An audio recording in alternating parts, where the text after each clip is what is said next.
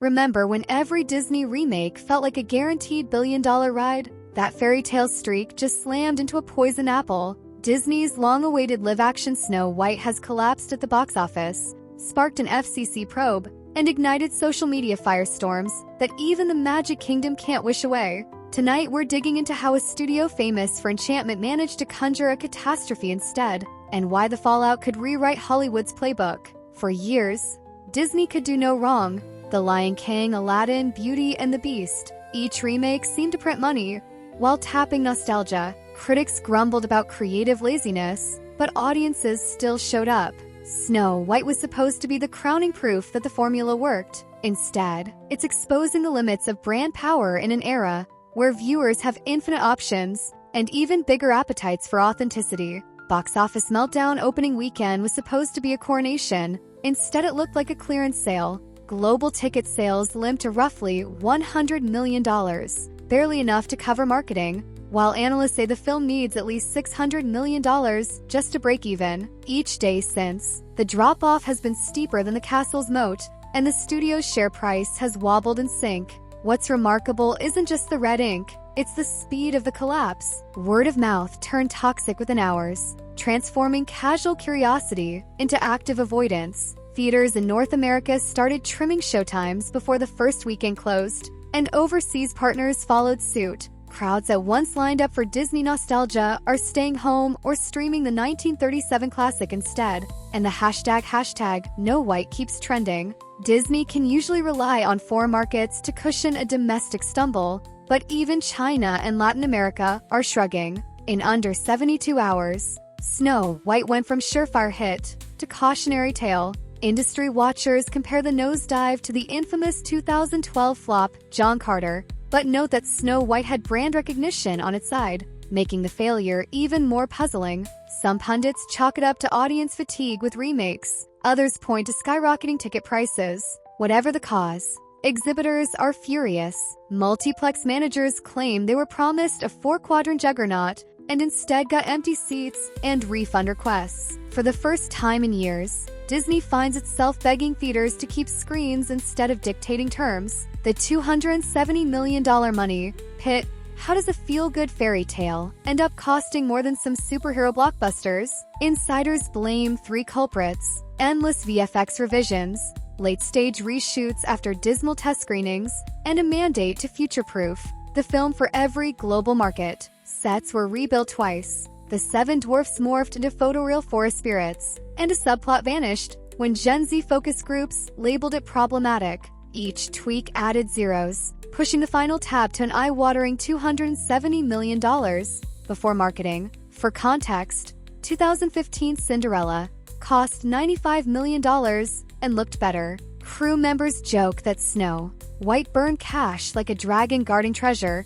yet somehow the finished product feels cheaper than its predecessors. The irony? All that spending bought Disney the worst-reviewed remake in its catalog. Accounting sources whisper that entire teams were flown back to Pinewood for miniature shoots no one will ever see, while a late directive to convert select sequences into high-frame-rate 3D drained millions more. The financial carnage is so bad that Disney quietly restructured its production insurance policy mid-shoot, a move insiders call unprecedented. In short, Snow White became the poster child for runaway spending, and the studio's fabled cost control culture looked suddenly mythical. When DEI becomes a business plan, Bob Iger didn't shy away from linking Snow White to Disney's diversity, equity, and inclusion roadmap. In theory, broad representation is a win-win. In practice, audiences sniffed out a box-ticking exercise. Characters were reimagined less for narrative depth and more for market appeal, and early press junkets leaned harder on identity talking points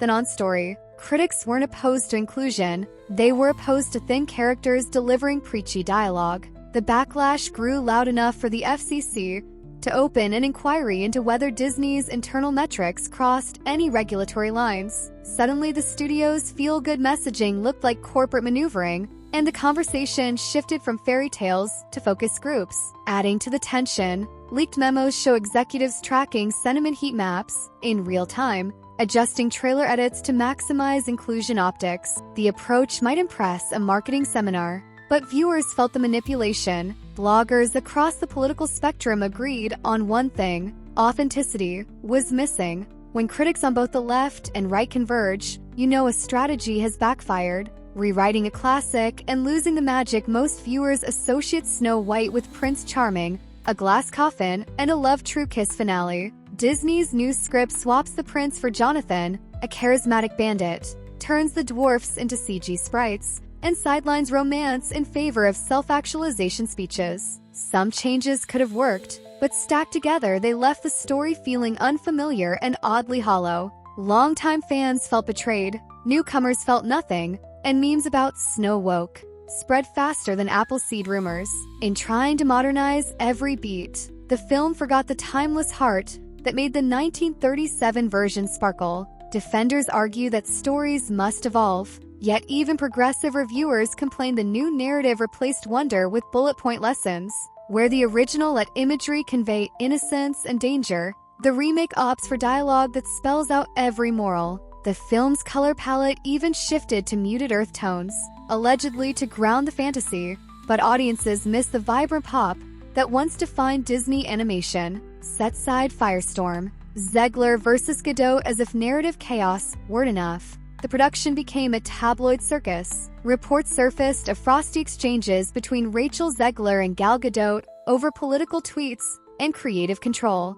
Disney eventually split their press tours, hired a social media handler for Zegler, and upped security for Godot after online threats. Each leaked quote fed a new headline, eclipsing whatever goodwill the film still had. Investors disliked drama, and every flare-up shaved another point off Disney's already dipping stock. Industry gossip says the actresses refused to share a green room by week 4. Crew morale plummeted, and a second-unit director reportedly quit after being asked to shoot coverage that disguised the stars' lack of chemistry. The meltdown became so public that late-night hosts turned it into recurring jokes, reinforcing the idea that the production was cursed. Damage control and deflection with losses mounting, Bob Iger took the mic and blamed politically motivated criticism for the movie's woes. Viewers rolled their eyes. Nobody was boycotting diversity. They were avoiding a film that felt cynical and boring. The deflection made Iger seem out of touch, and within days the FCC probe landed on his desk, widening the spotlight.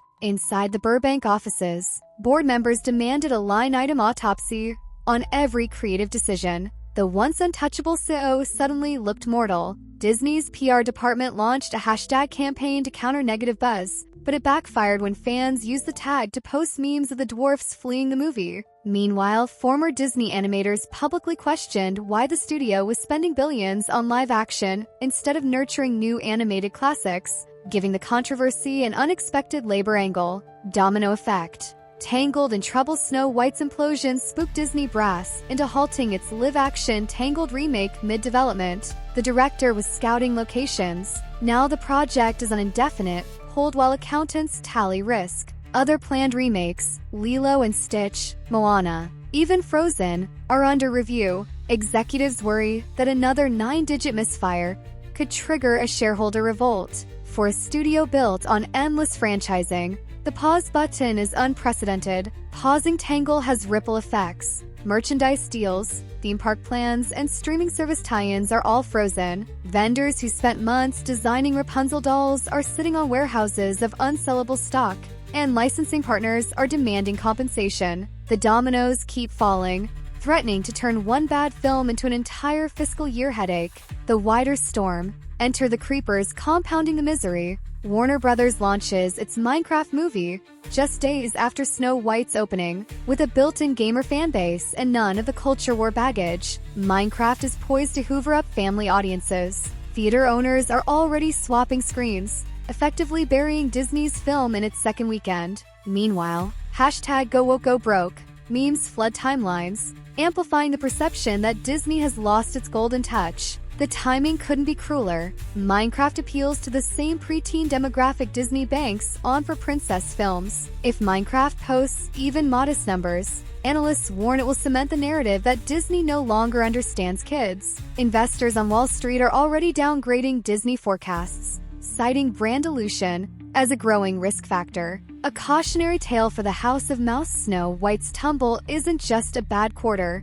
It's a flashing red warning that audiences won't accept corporate spreadsheets. In place of genuine storytelling, Disney now faces a crossroads: double down on algorithmic filmmaking or rediscover the timeless heart that once made castles rise from simple sketches. The next move will shape not only the studio's legacy, but Hollywood's larger direction. So what's it going to be? Can Disney set aside market checklists long enough to craft stories that feel magical again? Or will Snow White mark the start of a less enchanted era? And here's the twist no one saw coming. If Disney stumbles again, activist shareholders are poised to demand a leadership shakeup, perhaps even pushing for Iger's exit before his contract ends. The company that once defined modern childhood now faces a crisis of confidence. Whether it emerges chastened or stubborn will determine if the next generation grows up humming Disney tunes or moves on to newer, nimbler storytellers. One bright spot: